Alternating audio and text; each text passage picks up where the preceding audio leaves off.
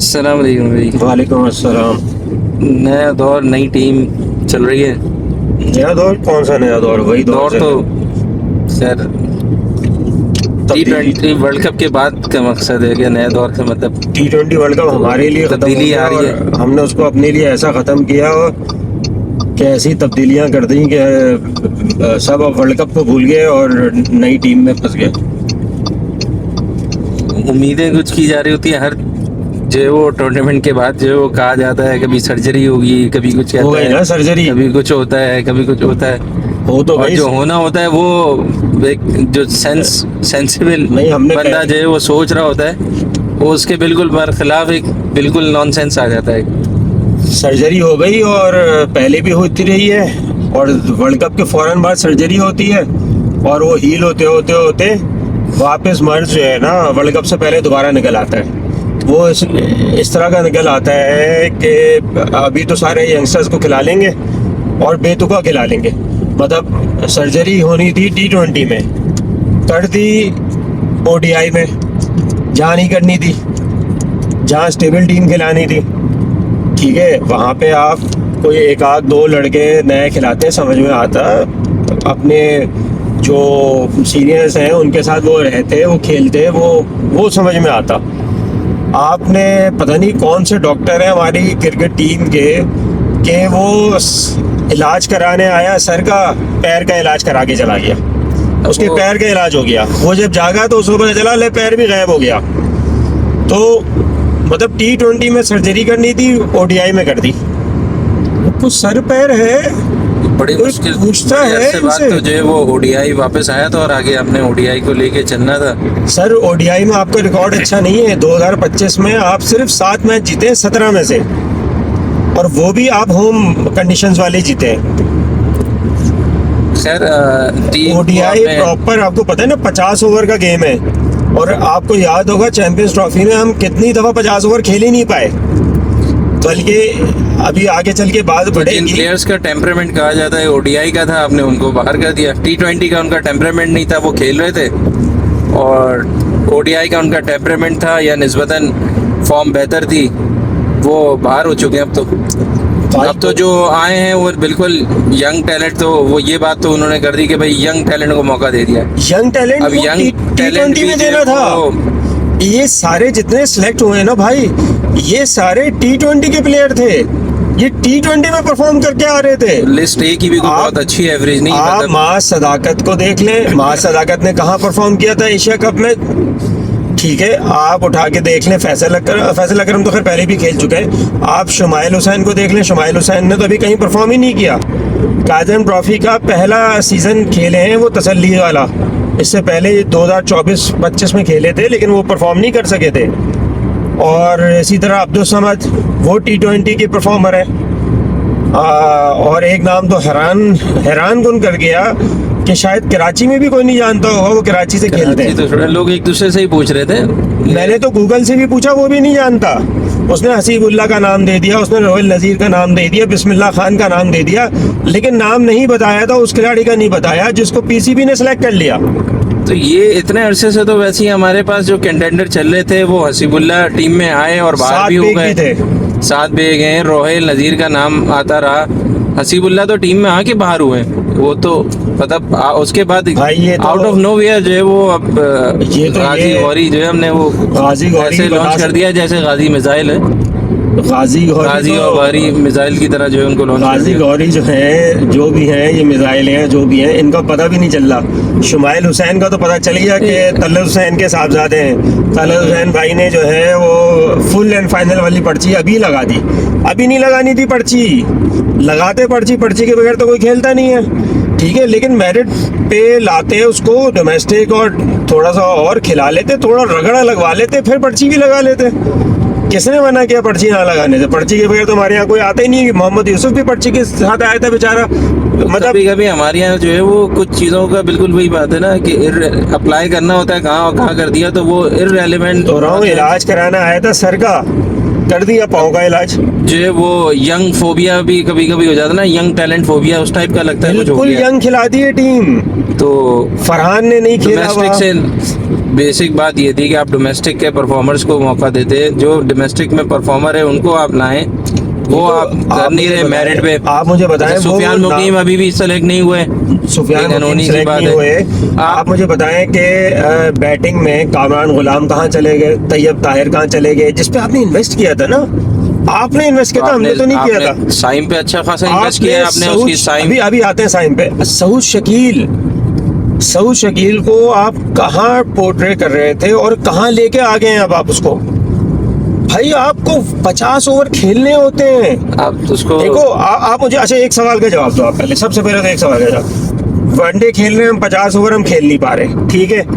आप मुझे बताओ, ये जो सिलेक्शन हुई है इसमें कोई एक नाम भी आपको टच होता हुआ लग रहा है माजी के हीरोज से? मैं ये नहीं बोल रहा कि होंगे, लेकिन क्या क्या ख्वाब में भी आ रहा है कि वो होंगे?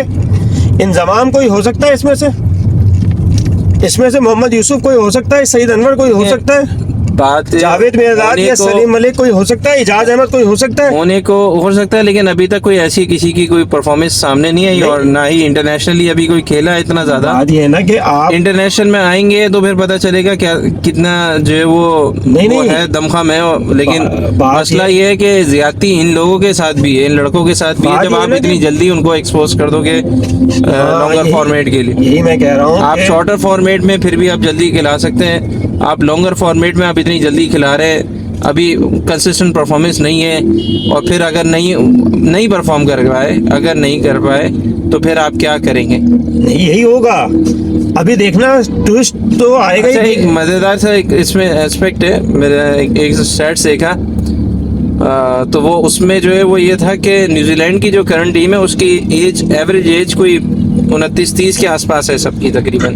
मैंने खुद तो नहीं देखा, मैंने स्टैट्स पढ़ा था एक, तो ये T20 में उनका है। तो एक ये उसका दो इसके बाद निकलती है। एक तो ये है कि वो मंजे हुए खिलाड़ियों को लेके आ रहे हैं एक्सपीरियंस, फिर ये या तो जो टीम से उनके बाहर हो जाता है तो वो वापस भी ले आते हैं उनको।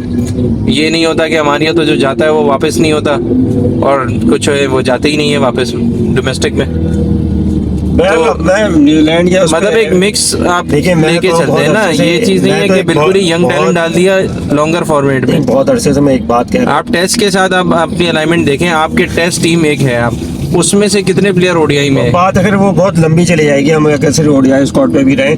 देखें T20 गेम है यंगस्टर्स का। अब मुझे नहीं पता न्यूजीलैंड क्या खिला रहा है क्या नहीं खिला रहा है, मुझे उससे मतलब भी नहीं है। आप 2 सीनियर रखें T20 में, खिलाएं यंगस्टर्स को। आप फखर को रखें, आप कोई एक तगड़ा बॉलर ले लें, वो रखें, वो उनके साथ लड़के मेच्योर भी होंगे और परफॉर्म भी करेंगे। आप छोड़ देना, आप वनडे के साथ ना खेलें ना भाई, वनडे और टेस्ट के साथ ना खेलें। ओडीआई प्रॉपर गेम है। आपने अगर ड्रॉप किया था साइम को, आपने ड्रॉप किया बाबर को, आपने ड्रॉप किया फखर को। फखर मुझे नहीं पता ड्रॉप हुए हैं या जो भी हुए हैं, रेस्ट हुए हैं। अच्छा, ये तीनों का रेस्ट हुए हैं या ड्रॉप हुए हैं नहीं पता, ठीक है। आप उसके साथ किसको डाल रहे हैं? फरहान, जिसने अभी तक एक ओडीआई नहीं खेला, शुमाइल हुसैन, ये ओपन करेंगे। आप 2-3 चेंजेस करते हैं ना, आप पूरी टीम ही आप चेंज कर आपने दें। अगर शुमाइल हुसैन को लाना था या फरहान को ही लाना था तो आप साइम को तो साथ रखते।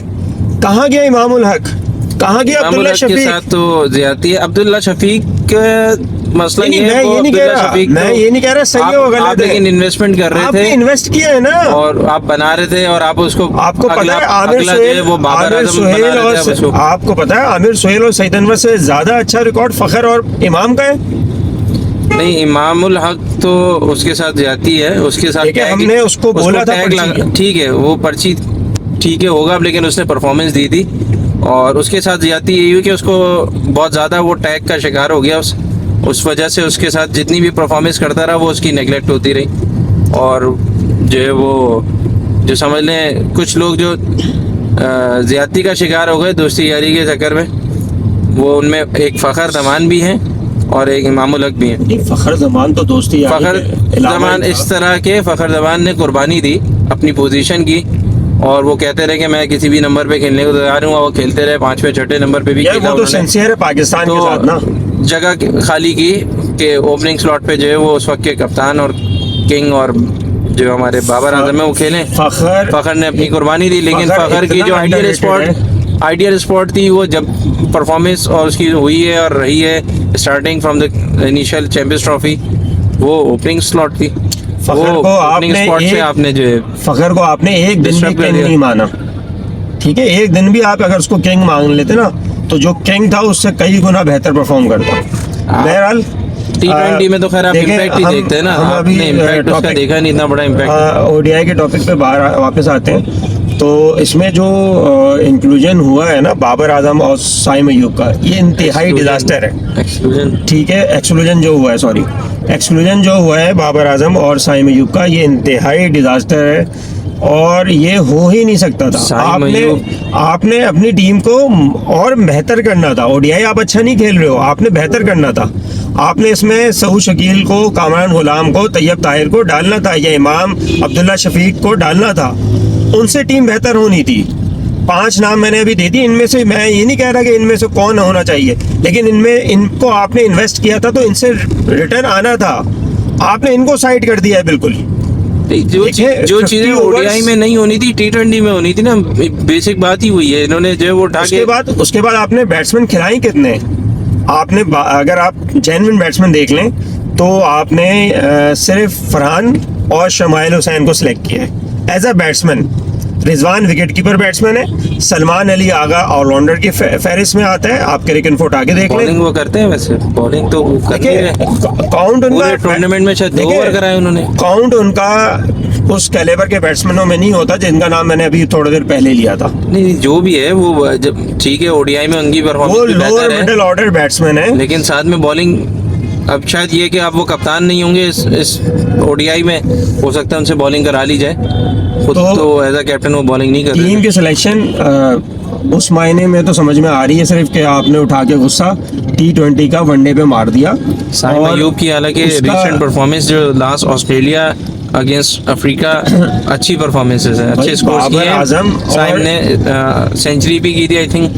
बाबर आजम और साइम अयूब सेंचुरी करते हुए आ रहे हैं। 70-80 स्कोर जो है वो उसके रहे हैं ऑस्ट्रेलिया के खिलाफ भी। देखिए हम लोग बहुत बड़े नाक़िद हैं बाबर आजम के, हमने बहुत कंप्लेंट्स की हैं बाबर आजम के हवाले से, लेकिन ओडीआई से देखें एक चीज मैं बिल्कुल क्लियर कर दूं, बाबर आजम आपका एसेट है, मोस्ट सूटेबल फॉर्मेट है उसका ओडीआई। मैं वही बता रहा हूँ ना, आपका एसेट बाबर आजम है। ये कब किसने कह दिया कि बाबर आजम एसेट नहीं है?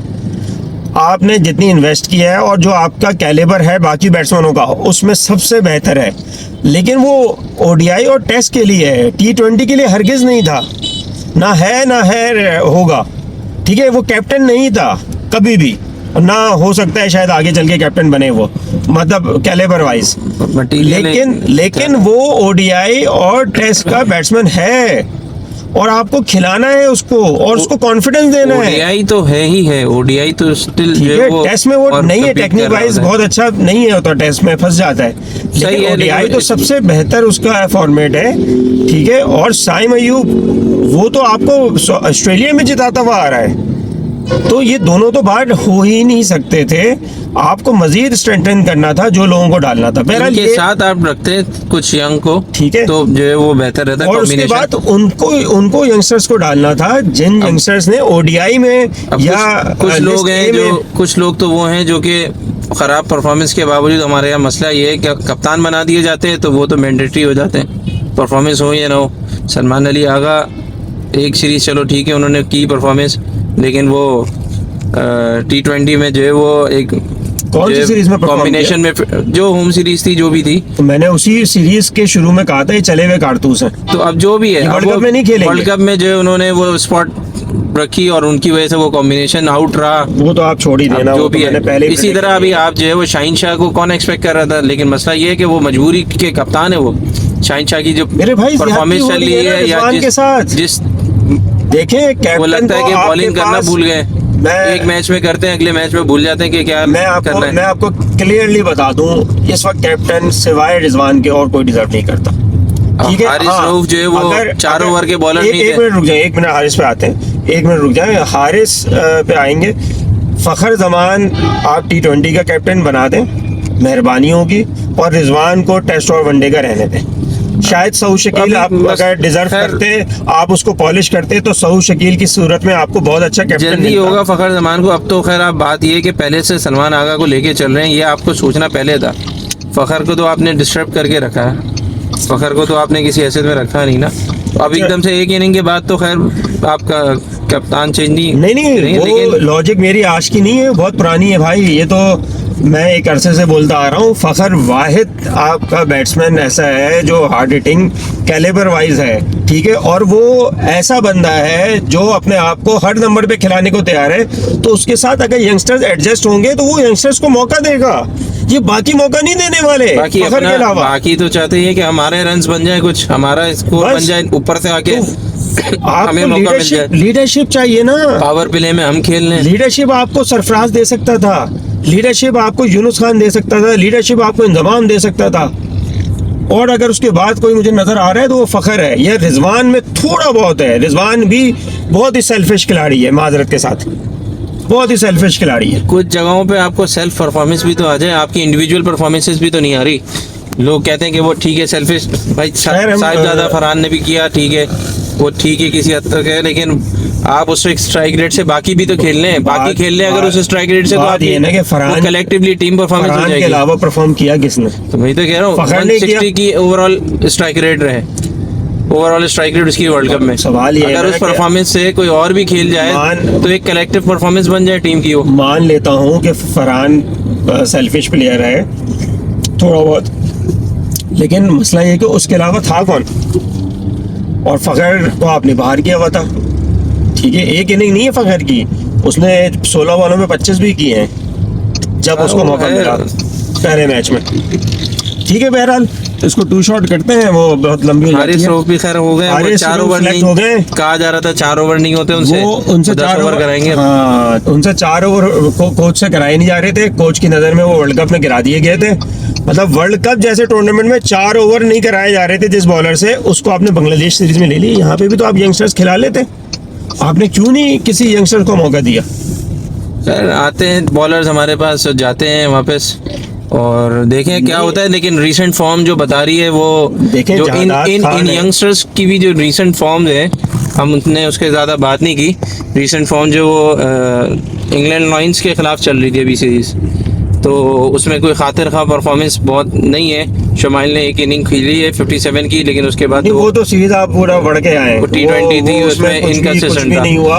आप ओडीआई में 152 पे ऑल आउट हुए हैं, और यही लड़के फास्ट उसमें जो बॉलर्स की मैं जहाँ है तक शमाइल माज और ये सारे फास्ट लड़के हैं, बॉलर्स की मैं जहाँ तक बात है वो ना, 152 पे ऑल आउट हुए हैं ओडीआई में। बोल फास्ट बॉलर्स की जहाँ तक बात है तो फास्ट बॉलर में जहादात खान और क्या नाम है, एक आकिफ जावेद, ठीक है, ये तो हम लड़के- खिला के बाहर कर देते हैं ना, उसके ये बाद तो वो लड़के नहीं जब इनकी खिलाए ही फॉर्म नहीं। जिनकी फॉर्म होती है ना, और ये फॉर्म कर रहे हैं, परफॉर्म भी कर जाते हैं। न्यूजीलैंड में परफॉर्म किया, उसके बाद बाहर गायब, इनको आना चाहिए, और आउट ऑफ नोवेयर कोई नया आ जाता है बिल्कुल। इनको आना चाहिए था, ठीक है। अगर आपने हारिस रऊफ को उस फहीम मैच अशरफ आउट तो किया, ग्रेट ऑलराउंडर है, वो तो एवर हमारे पास वो रहते आमिर हैं। जमाल को आपने अभी आमिर जमाल का पता नहीं, लोग फिटनेस का कह रहे होते हैं वल्लाह आलम, का लेकिन आपने कैप्टन बनाया है अभी, लेकिन ये कि कब में राना फहीम अशरफ, अब वो सर राना फहीम अशरफ कहना चाहिए उनको, तो वो ग्रेट ऑल टाइम ऑलराउंडर है हमारे, उनके बगैर टीम बन नहीं सकती, मुकम्मल नहीं होती थी। इस टीम को इस तरह हजम कर लेते हैं हम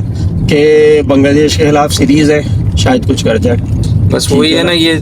लेकिन ये हरगिज ये इसका ये मतलब नहीं है कि आप जो है वो इस कॉम्बिनेशन के साथ वर्ल्ड कप खेल सकते हैं।